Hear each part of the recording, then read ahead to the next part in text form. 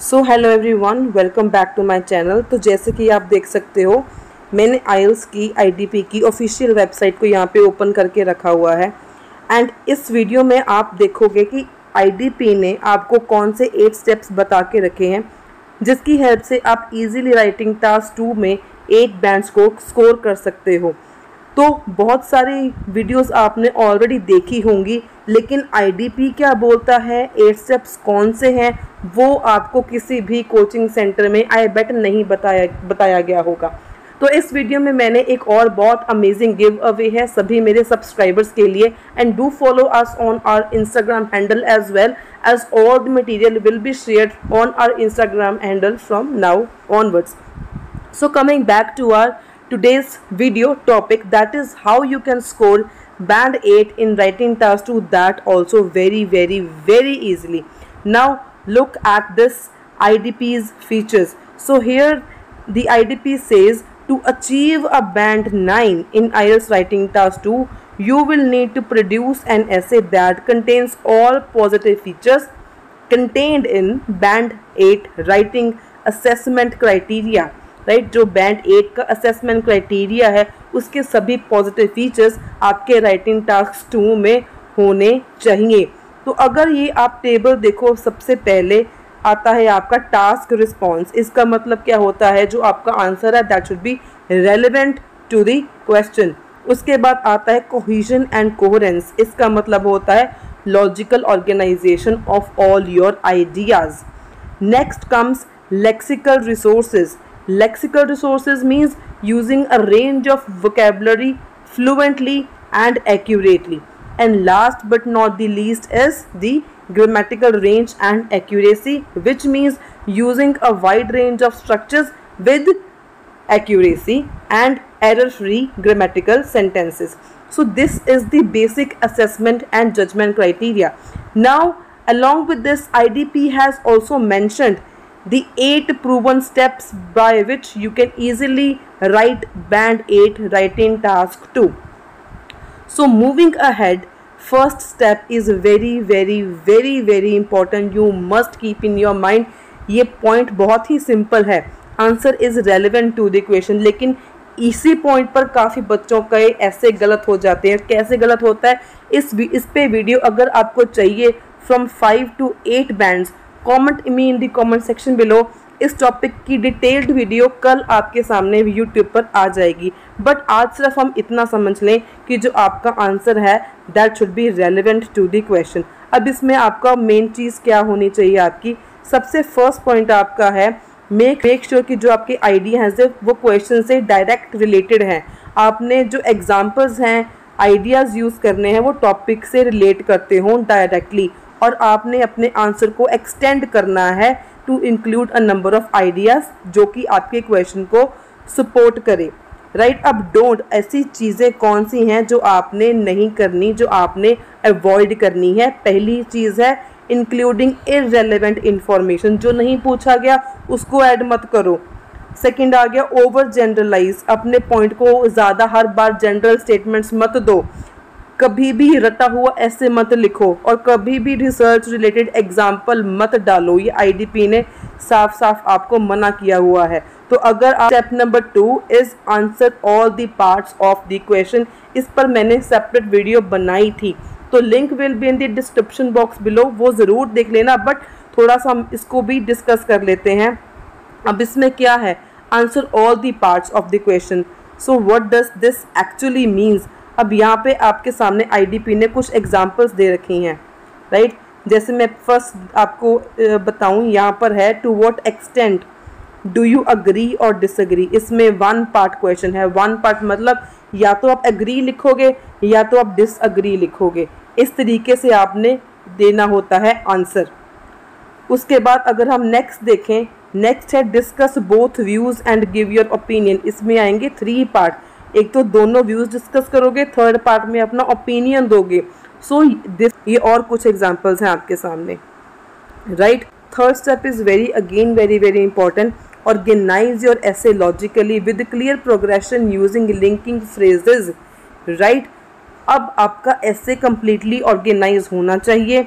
Organise कैसे करना है, starting with an introduction and moving through to a conclusion with clear progression using linking phrases. Linking phrases मतलब हर एक paragraph के स्टार्टिंग में कुछ फ्रेज यूज़ करो ताकि वो एक लिंक बन जाए through out your essay, right. तो आपने इसमें करना क्या है, डूज।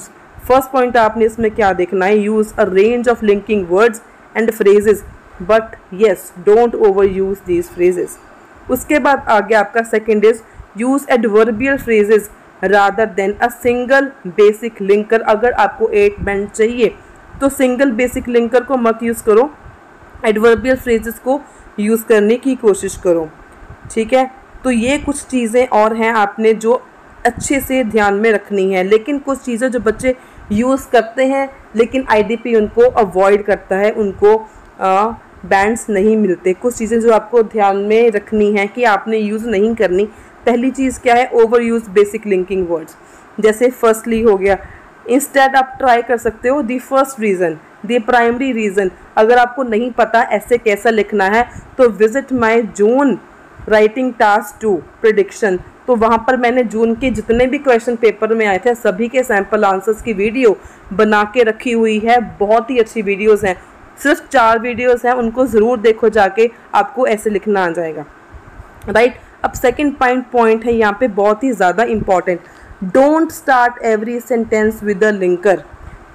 आप लोग क्या करते हो, हर एक सेंटेंस की स्टार्टिंग में additionally, furthermore, moreover, to put it more clearly, to explicate it, to exclude. IDP ने साफ ही मना किया हुआ है। तो आपने क्या करना है, वेरिएशंस लेके आनी है। कहीं अपने सेंटर में डाल दो फ्रेजेस को, कहीं पर एंडिंग में डाल दो, कहीं में स्टार्टिंग में डाल दो फ्रेजेस को। तो फ्रेजेस को वेरिएशंस के साथ यूज़ करो अगर आप कर रहे हो तो, राइट। और आपने एब्रीविएशंस, शॉर्ट फॉर्म्स जो होती हैं वो आपने कहीं पर भी यूज़ नहीं करनी होती। उसके बाद चलते हैं अपना फोर्थ स्टेप के ऊपर। Fourth step is organize your essays into paragraphs. जितने नंबर ऑफ आइडियाज़ उतने number of paragraphs. That means 1 paragraph is equal to 1 idea. एक पैराग्राफ में आपने एक आइडिया को ही डिस्कस करना है। दैट मीन्स अगर आप BP1 में लिख रहे हो एडवांटेजेस तो आपने एडवांटेजेस ही लिखनी है। BP2 में अगर आप लिख रहे हो डिसएडवांटेजेस तो आपने डिसएडवांटेजेस ही लिखनी है। एंड ओपिनियन के लिए आपको 3rd पैराग्राफ बनाना पड़ेगा, राइट। तो उसके बाद हमारा नेक्स्ट आ जाता है, इस पर भी मैंने एक वीडियो बना के रखी है सेपरेट, तो वो भी link will be in the description box, तो आप उस वीडियो को भी जाके ज़रूर देख लेना। उसके बाद हमारा आ जाता है 5th step. Step number 5 is also very important, जो बच्चे कॉमनली मिस्टेक्स करते हैं, that is use less common vocabulary and spell it correctly. जो आपने यूज़ करने हैं, आपने बहुत अच्छी वोकैबुलरी यूज़ करनी है, प्लस जो उनकी स्पेलिंग्स हैं वो करेक्ट होने चाहिए। एंड इसके बेस के ऊपर मेरे पास 2 PDFs हैं जहाँ पर मैंने कॉमनली यूज्ड जो वर्ड्स होते हैं जैसे children, teacher, education, good, bad, important, harmful, problem, solution, इन सभी सिंपल वर्ड्स के लिए मैंने 5 to 7 सिनोनिम्स आपको PDF में बना के रखे हुए हैं along with examples and along with co-location. So if you want that PDF, just subscribe my channel, share the screenshot and I will share both the PDFs for free, right? So IDP ने बोला है कि आपने less common words use करने हैं लेकिन उनके spellings आपको सही होने चाहिए। उसके बाद आ जाता है आपका कोलोकेशंस। यहाँ पर कोलोकेशंस की बात भी करी गई है फॉर 8 बैंड्स। सो कोलोकेशंस आपका क्या होता है, 2 words that naturally go together. And मेरी PDF वाली सिनोनिम्स वाली वोकैबुलरी वाली PDF में मैंने 20 कोलोकेशंस भी जो कॉमनली आप हर एक ऐसे में यूज़ कर सकते हो उसको भी मैंने मेंशन करके रखा है। So do subscribe if you want the PDF for free.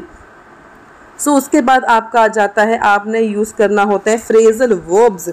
अगर आप फ्रेजल वर्ब्स यूज़ करते हो तो मेक श्योर कि आप उनको एक्यूरेटली यूज़ करो। अब यहाँ पे IDP ने एग्जांपल दे के रखी हुई है। अगर आप लिखते हो थ्रो आउट या थ्रो अवे, उसका मतलब होता है डिस्कार्ड करना, उसको किसी भी चीज़ को फेंक देना भी जो यूज़ नहीं होगी। थ्रो आप लिखते हो तो उसका मतलब होता है वॉमिटिंग करना। तो एक ही वर्ड के साथ सिर्फ प्रपोजिशन को चेंज करके हम अलग अलग फ्रेजल वर्ब्स के मीनिंग चेंज हो जाते हैं। तो अगर आपको फ्रेजल वर्ब्स की अच्छी नॉलेज है तब भी यूज़ करो, नहीं तो फ्रेजल वर्ब्स को यूज़ मत करो। इडियम्स की बात करें तो idioms, cultural idioms should only be used if you understand them completely and if they fit in the topic you are discussing. मतलब कल्चरल इडियम्स ही आपने यूज़ करने हैं अगर आपको लगता है कि बिल्कुल ठीक आप यूज़ कर रहे हो तो, otherwise avoid using idioms in your IELTS writing task 2. So in IELTS writing task 2 कुछ जो चीज़ें बहुत ज़्यादा important and matter करती हैं, पहली चीज़ is use precise word choices.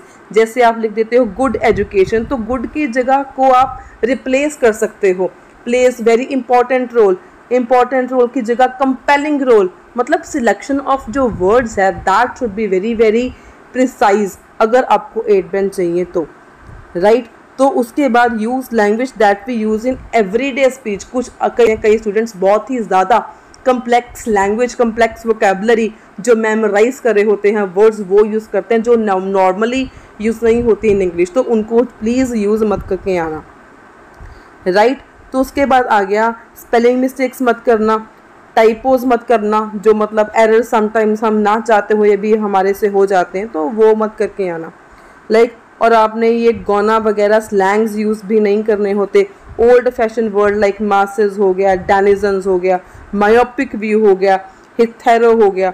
मतलब कई बच्चों को मैंने seriously I have seen many students using all these words in their writing task 1 as well as writing task 2 and even in speaking as well. तो ये IDP ने साफ साफ मना करा हुआ है, ये चीज़ें आपने यूज़ नहीं करनी if you need to score 8 bands, right. तो इन चीज़ों को ध्यान में रखना। एंड एक और बात, आपने इडियम्स क्लिशेस भी यूज़ नहीं करने हैं। कॉन्ट्रैक्शंस राइटिंग टास्क 2 में आपने नहीं यूज़ करनी है। कैंट नहीं लिखना, डजंट नहीं लिखना, कंप्लीट लिखो आपने, शॉर्ट फॉर्म नहीं लिखनी है इनकी। तो coming to next important step number 6, don't use memorize language phrases और एग्जाम्पल्स। कभी भी मेमोराइज लैंग्वेज मत यूज़ करो। As an examiner, as an teacher, experience teacher, मुझे भी पता होता है कि स्टूडेंट ने आंसर को मेमोराइज करके रखा हुआ है या लैंग्वेज को मेमोराइज करके रखा हुआ है, तो एग्जामिनर्स को इजीली आइडिया लग जाता है कि कौन से स्टूडेंट्स ने मेमोराइज्ड लैंग्वेज यूज़ करी हुई है, ठीक है। तो प्लीज़ उनको यूज़ मत करो। अब ये कुछ चीज़ें हैं जो स्टूडेंट्स ऑफनली यूज़ करते हैं in their speaking, like love is blind, on the top of my head. तो अगेन IDP ने इन चीज़ों को यूज़ करने के लिए मना किया हुआ है, डोंट यूज़ लिखा हुआ है IDP ने, राइट। तो ये चीज़ें भी आपने यूज़ नहीं करनी है। ये कुछ उसके बाद ये टेबल है, जैसे IDP ने बता के रखा हुआ है कौन सा गुड वर्ड है, कौन सा बैड वर्ड है। तो ये चीज़ें देखो, क्रक्स ऑफ डिस्कशन। कई बच्चे, कई स्टूडेंट्स को ये सिखाया जाता है इन द इंस्टीट्यूट्स की आपने ये चीज़ें यूज़ करनी है, लेकिन IDP देखो, IDP आपको साफ ही मना कर रहा है कि आपने ऐसी लैंग्वेज यूज़ ही नहीं करने हैं यूज़, कौन से वर्ड्स यूज़ नहीं करने। ये आपके सामने कुछ एग्जांपल्स हैं। उसके बाद very important step number 7 is use a variety of complex sentence structures, जहाँ पर आपने मिनिमम 3 कंडीशनल सेंटेंस ज़रूर यूज़ करने होते हैं। पैसिव टेंस सेंटेंस यूज़ कर सकते हो और आप कंपैरेटिव सेंटेंसेस यूज़ कर सकते हो। Different types of complex sentences को यूज़ करोगे तो आपका जो स्कोर है ऑटोमेटिकली बूस्ट होगा। एंड इस पर भी मेरी 2 वीडियोज़ हैं, if you want you can just watch those videos on my channel, right. तो उसके बाद ग्रामर आ जाती है। ग्रामर में पंक्चुएशन जो है भी, कॉमास कहाँ पे आते हैं, capitalization of letters, commas and full stops. कई स्टूडेंट्स को नहीं पता, कई स्टूडेंट्स क्या करते हैं, आई को ऐसे लिख देते हैं। आई को हमेशा ऐसे लिखो, लेकिन अगर आपने लिखना है इन, तो इन में ऐसे इन नहीं आता, इन में सिर्फ ऐसे ही इन आएगा। अगर आपने सिंपल आई लिखना है तो वो अकेला आई ऐसे आता है। एंड कॉमा के बाद हमेशा स्मॉल लेटर आता है। अगर आपने लेकिन आई लिखना है वो कैपिटल आएगा, otherwise start with a small letter always, अगर आप कॉमा के बाद शुरू कर रहे हो तो ग्रामर ये कॉमनली यूज्ड एरर्स हैं जो स्टूडेंट्स नॉर्मली करते हैं इन ग्रामर। तो ये कुछ आपके सामने है जो IDP ने बता के रखे हैं रूल्स, इनको ज़रूर एक बार गो थ्रू हो जाना। सो लास्ट स्टेप पे हम चलें। Last is your checklist. जब आप अपना ऐसे लिख लेते हो तो आई रिक्वेस्ट यू ऑल एक बार रिव्यू ज़रूर कर लो, अपने ऐसे को एक बार चेक ज़रूर कर लो। अब आपने रिव्यू जब करना है तो आपने किन चीज़ों का ध्यान रखना है। सबसे पहली बात कि जो आपका टास्क है is it relevant to the question. दूसरी बात जो आपने ग्रामर यूज़ करी है इज़ इट ऑल करेक्ट। तीसरी बात पंचुएशंस आपने सारी की सारी सही यूज़ करी हैं जो जैसे मैंने अभी समझाया आपको। And last but not the least, have you answered all the parts of the question और नॉट।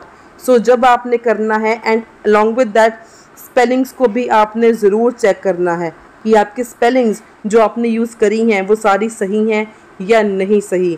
तो हमेशा टास्क टू करने के बाद इस तरीके से अपना ज़रूर इवैल्यूएट करो, रिव्यू करो, चेक करो, ताकि आपको अपनी मिस्टेक्स खुद मिल जाएं और आपका बैंड जो है एटलीस्ट 0.5 से 1 जो बैंड है इसी चेकलिस्ट की हेल्प से ही बूस्ट हो जाता है। सो आई होप आपको ये वीडियो में काफ़ी कुछ सीखने को मिला हो एंड आपको ये वीडियो काफ़ी हेल्पफुल भी लगी हो, as this is the IDP's original website. एंड यहाँ पे एक